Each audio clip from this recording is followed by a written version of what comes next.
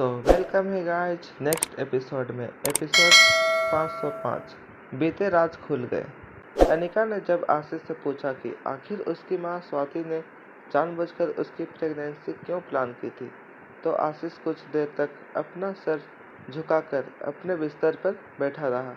आशीष ने कुछ देर सोचने के बाद धीरे से अपनी नजरें उठाई और धीमी आवाज में अनिका से कहा, मेरी आंखों के सामने हजारों छोटे छोटे बच्चे उस ह्यूमन एक्सपेरिमेंट की बलि चढ़ गए। तुम्हारी माँ की वजह से मेरी जान बच गई, मगर उस खतरनाक ड्रग का पूरा असर शरीर पर होने के लिए 25 साल की उम्र होने के बाद एक आखिरी डोज का लगना बहुत ज़रूरी था। उसका फॉर्मूला सिर्फ तुम्हारी माँ जानती थी, मगर 25 साल का होते होते मुझे यह पता लगा कि मुझे लंग कैंसर है, इसलिए अब मुझे उस डोज की कोई ज़रूरत नहीं है। आशीष का खुलासा सुनकर अनिका को आशीष के ऊपर बहुत तरस आने लगा। डोगरा परिवार के आशीष की जान बचाने के लिए कई सालों तक अनिका को हिफाजत से रखा। ना तो गौतम गुलेरिया अनिका को चाह कर भी मार पाया और ना ही क्रिस्टोफर की खतरनाक ऑर्गेनाइजेशन अनिका तक पहुंच पाई। मगर किस्मत का खेल भी अजीब था। जिस आशीष के लिए उन्होंने स्वाति को वचन दिया था कि वह लोग उसकी बेटी को सुरक्षा देंगे, उसी आशीष डोगरा को लंग कैंसर डिटेक्ट हुआ। अनिका ने अपनी नजरें झुकाते हुए आशीष डोगरा से कहा, अगर मुझे उस आखिरी डोज को बनाने का फॉर्मूला मिलता है तो मैं तुम्हें वो जरूर ला कर दूंगी। इस बात को हंसी में डालते हुए आशीष ने कहा, तुम मुझ पर इतना बड़ा एहसान क्यों करना चाहती है? क्या तुम्हें पक्का यकीन है कि मैं यह सब कुछ तुम लोगों को फंसाने के लिए नहीं कर रहा हूँ? हो सकता है कि तुम लोगों की सिंपैथी पाकर मैं इस वक्त भी क्रिस्टोफर की मदद कर रहा हूँ। आखिर मैं उसके गैंग के लिए काम जो करता हूँ। अनिका आशीष की आंखों की सच्चाई अच्छी तरह पढ़ सकती थी। आशीष की बातें सुनने के बाद अनिका ने बात बदलते हुए आशीष से पूछा, तो क्या इसका मतलब यह है कि तुम्हें इंस्पेक्टर अब्बास के साथ कोई बहुत बड़ी डील की है, या तुम स्पेशल डिपार्टमेंट के अंडर कवर एजेंट बनकर अपने गैंग के पास जाओगे और फिर क्रिस्टोफर के साथ रहकर उसकी सारी इंफॉर्मेशन हम तक पहुंचाओगे? आशीष ने अनिका की बात सुनने के बाद मुस्कुराते हुए अनिका से कहा, तुम जानती हो तुम्हारी प्रॉब्लम क्या है? तुम बात काफी जल्दी समझ जाती हो। अनिका ने हैरान होकर आशीष से पूछा, मगर एक बात बताओ, क्रिस्टोफर को तुम पर इतना भरोसा क्यों है? आशीष ने एक गहरी सांस छोड़ते हुए अनिका की आंखों में आंखें डालकर कहा, बात दरअसल यह है कि मैं और क्रिस्टोफर समझ लो साथ ही पले बड़े हैं। उन हजारों बच्चों के ऊपर जब ह्यूमन एक्सपेरिमेंट किए गए थे, तो उन बच्चों में मेरे साथ साथ क्रिस्टोफर भी शामिल था। ज़्यादातर बच्चे मौत के हवाले हो गए, मगर किसी तरह मैं और क्रिस्टोफर बचने में कामयाब हो गए।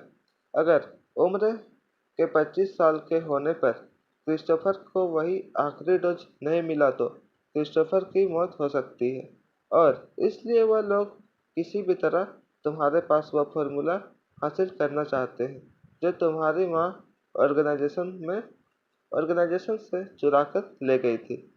यह सारी बातें सुनकर अनिका की हैरानी बढ़ने लगी। अनिका के मन में कई सवाल एक साथ उठ रहे थे।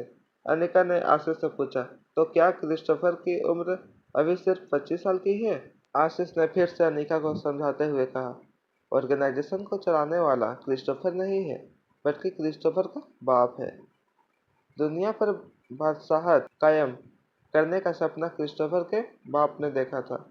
वह अपने सपने को देखकर इतना पागल हो चुका था कि उसे अच्छे बुरे किसी चीज की समझ नहीं रही। दुनिया भर से छोटे बच्चों को चुराकर ह्यूमन एक्सपेरिमेंट के लिए यूरोप लाया गया था। हर बच्चे को पावर ड्रग की पहली डोज कर दी गई।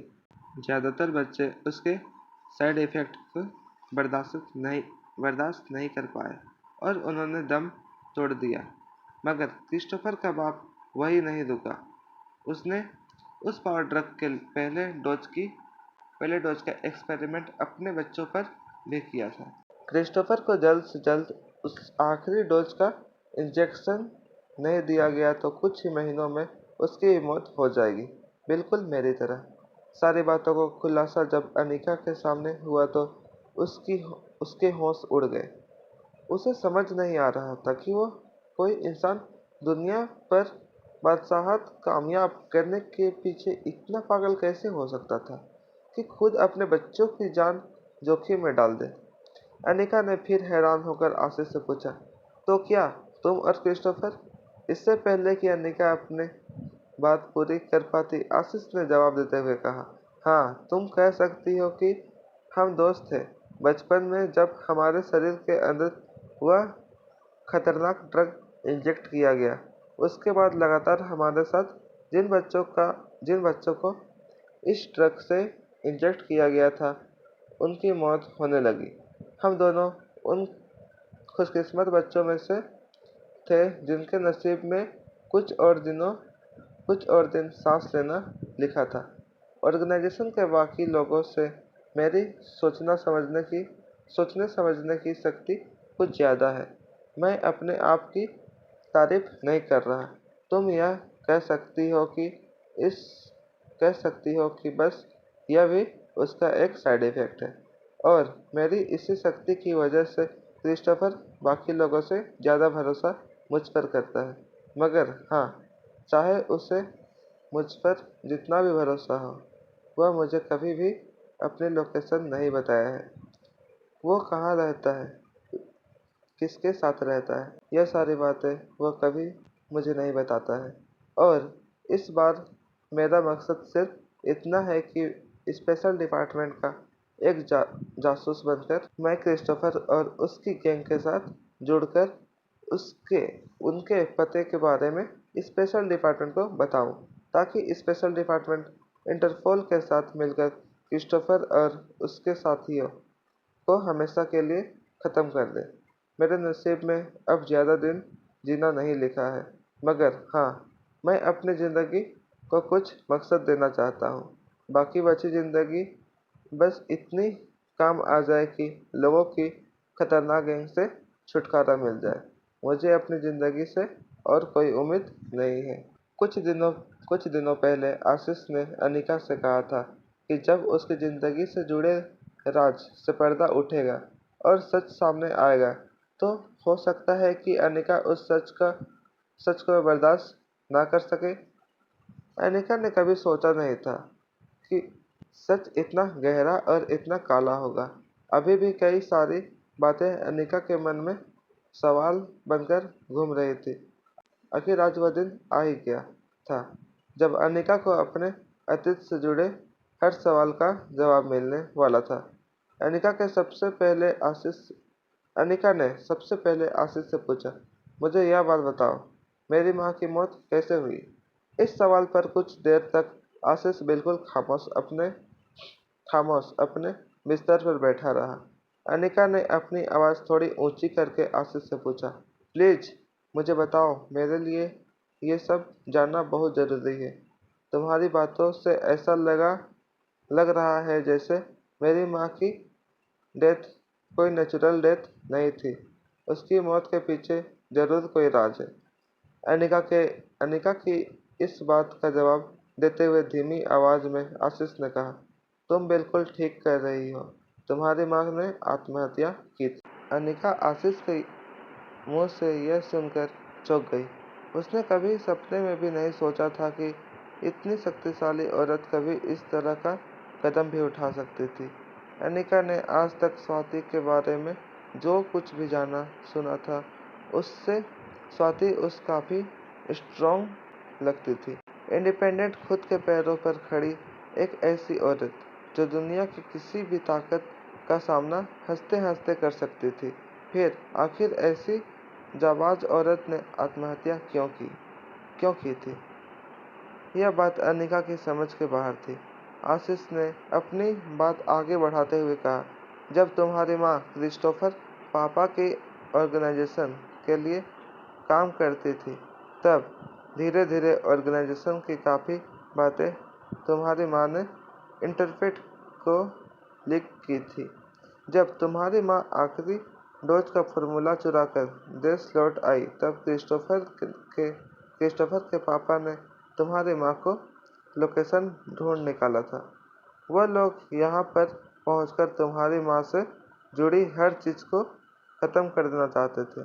जब तुम्हारी माँ को इस बात का एहसास हुआ कि उनके पास तुम्हें बचाने का और कोई रास्ता नहीं था, तब तुम्हारी जान बचाने के लिए तुम्हारी माँ ने अपनी जान दे दी। मेरे माँ बाप के मदद से तुम्हारी माँ ने तुम्हें भी क्रिस्टोफर के पापा की नज़रों से बचा लिया। मगर एक दिन ऐसा आया जब उन्हें इस बात का पता चल गया कि तुम्हारी आइडेंटिटी छुपाने में मेरे माँ बाप का हाथ था। तब उन लोगों ने मुझे भी मारने की कोशिश की, मगर उस वक्त क्रिस्टोफर ने मेरी जान बचाई।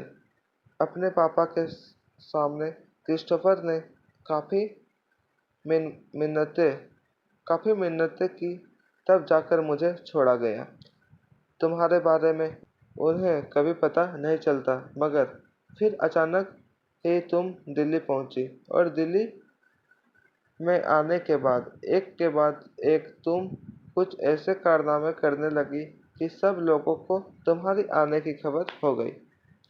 यहाँ तक कि हमारे गैंग को भी यह पता चल चुका था कि स्वाति मल्होत्रा की बेटी जिंदा है और वह दिल्ली पहुंच चुकी है। तुम्हारी तलाश में ही क्रिस्टोफर की गैंग के लोग यहाँ पहुँचे ताकि तुमसे तुम्हारी माँ का दिया हुआ वह पावर ड्रग का आखिरी फॉर्मूला हासिल कर सके। मुझे भी इसी शर्त पर माफ़ किया गया था कि मैं तुमसे यह फॉर्मूला किसी तरह हासिल कर सकूं। अनिका की सांसें काफ़ी तेज होने लगी थी। जो कुछ भी उसने सुना था, वह सब बार-बार उसके दिमाग में उन दृश्यों को चला रहा था जो वह 25 साल पहले देख नहीं पाई थी। उसकी माँ के ऊपर क्या गुजरी होगी, उन बच्चों के ऊपर क्या गुजरी होगी।